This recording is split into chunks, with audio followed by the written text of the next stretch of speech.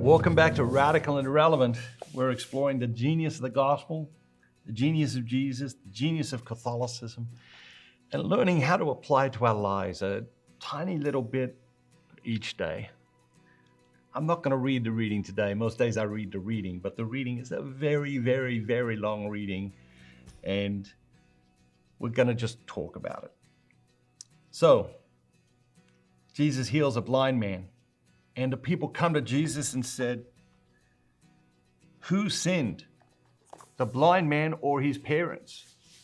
And they are essentially inferring, well, actually they're just saying it straight out, that this man is blind because either he sinned or his parents sinned. And it's interesting that that kind of thought is still around.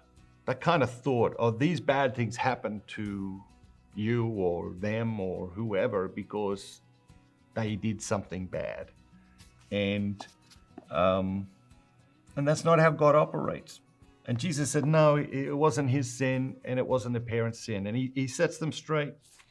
And then he's healed this blind man. And he says, okay, go and wash yourself and show yourself to the priest. And people are amazed. And then the Pharisees show up and they're like, well, A, it was the Sabbath, and B, like, we don't actually believe that this blind man was blind. We think this is a bit of a hoax. We think that like it's like a setup, like you took a person who wasn't blind and pretended they were blind and healed them so that you could convince people that you can make blind people see. Like, it's ridiculous, right? We just see this ridiculousness of the Pharisees coming out over and over again. But then where this very long reading culminates is in a discussion about spiritual blindness, which we all have, right? We have blind spots. One of the things that Jesus is constantly trying to do is to eliminate these blind spots, to eliminate our spiritual blindness. Very often we read a story in the Gospels, this one's about a blind man. We think, well, we can see, so, it doesn't really know. Every reading applies to us deeply and personally. We all have blindness. And so today, let's think about what is that blindness? What is it for you? Is it, do you see your marriage as it really is? Do you see your spouse as he or she really is? Do you see your kids as they really are? Do you see your boss as he or she really is?